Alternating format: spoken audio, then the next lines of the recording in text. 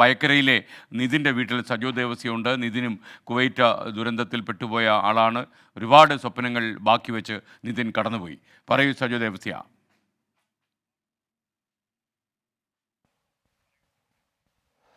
SK, നേരത്തെ നമ്മൾ നിതിൻ്റെ വയക്കരയിലെ വീട്ടിൽ നിന്നാണ്, കൊച്ചു വീട്ടിൽ നിന്നാണ് ചേർന്നത്. നിതിൻ ഇപ്പോൾ ഞാൻ നിൽക്കുന്നത് ഇതിൻ്റെ ഏറ്റവും വലിയ സ്വപ്നം ഒരു വീട് പൂർത്തീകരിക്കുക എന്നതായിരുന്നു. ആ വീടിന് വേണ്ടി തറയൊക്കെ കെട്ടിയിരുന്നു. കഴിഞ്ഞ ജനുവരിയിലാണ് അവസാനം നിതിൻ വന്നത്. എത്രയെത്ര സ്വപ്നങ്ങൾക്ക് മീതെയാണ് ആ ദുരന്തം പെയ്തിറങ്ങിയത് എന്നതാണ് അതീവ ദുഃഖകരമായ കാര്യം.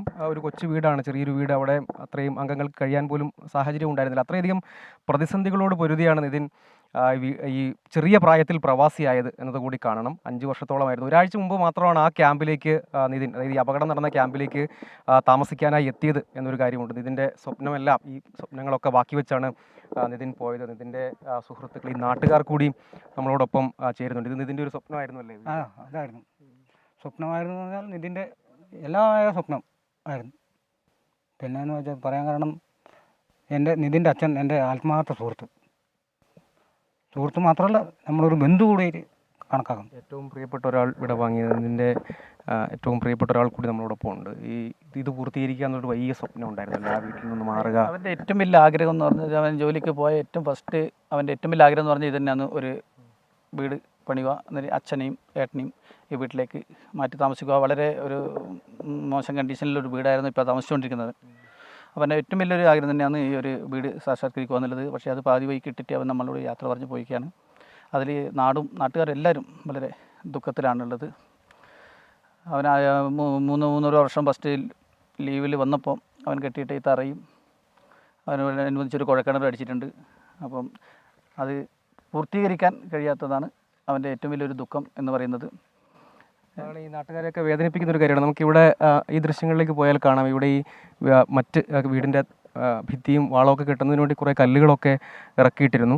അങ്ങനെ ഏതാണ്ട് 5 വർഷത്തോളമായി നിതിൻ കുവൈറ്റിൽ തന്നെയാണ്. ഈ ക്യാമ്പിലേക്ക് മാത്രം ഒരാഴ്ച മുൻപാണ് എത്തിയത്. ആ കാലത്തിലുടനീളം, അതായത് വളരെ ചെറിയ പ്രായത്തിൽ തന്നെ പ്രവാസിയുടെ കുപ്പായം എടുത്തണിഞ്ഞത് ഈ ജീവിത ദുരിതങ്ങളെയൊക്കെ മറികടക്കാം എന്നൊരു പ്രതീക്ഷയോടുകൂടിയായിരുന്നു. ആ പ്രതീക്ഷകളൊക്കെ പകുതി വഴിക്ക് അവസാനിപ്പിച്ചു. അമ്മ നേരത്തെ തന്നെ മരിച്ചുപോയി. അച്ഛനും സഹോദരനുമാണ് വീട്ടിലുള്ളത്. അവരൊക്കെ താമസിക്കുന്നതും നമ്മൾ നേരത്തെ അതിൻ്റെ അവസ്ഥ കണ്ടതാണ്. അതിൻ്റെ ദൃശ്യങ്ങൾ കണ്ടാൽ തന്നെ മനസ്സിലാകും. അതൊക്കെ അക്കാര്യത്തിലൊക്കെ നിതിനായിരുന്നു യഥാർത്ഥത്തിൽ ഒരാശ്രയം. പക്ഷേ ആ സ്വപ്നങ്ങളൊക്കെ പാതി വഴിക്ക് അതെല്ലാം ഇങ്ങനെ അവശേഷിക്കുകയാണ്. നിതിൻ പക്ഷേ ഈ അപ്രതീക്ഷിത ദുരന്തം, അങ്ങനെ വലിയ സ്വപ്നങ്ങളും പ്രതീക്ഷകളുമൊക്കെ ദീർഘകാലമായി അധ്വാനിച്ചു സ്വരുക്കൂട്ടി ഈ ഒരു വീടെന്ന സ്വപ്നം തിരികെ വരുമ്പോൾ അതിൻ്റെ ബാക്കി പ്രവർത്തനങ്ങളും മറ്റുമൊക്കെ ചെയ്യണം എന്ന് നമ്മളോട് നേരത്തെ സംസാരിച്ച സുഹൃത്തുക്കളോടും നാട്ടുകാരോടും ഒക്കെ പറഞ്ഞിരുന്നു.